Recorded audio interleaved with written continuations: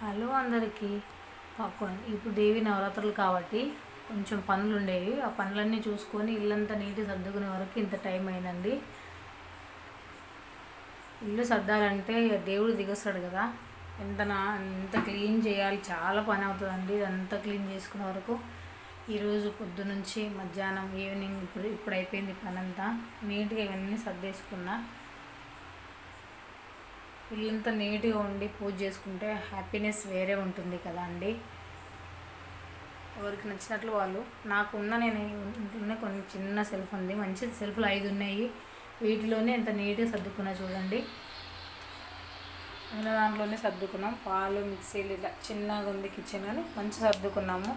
ఇవన్నీ ఇప్పుడు క్లీన్ చేసి పెట్టుకున్నా కాబట్టి నీట్గా పెట్టుకున్నా. నచ్చితే సబ్స్క్రైబ్ చేసుకోండి.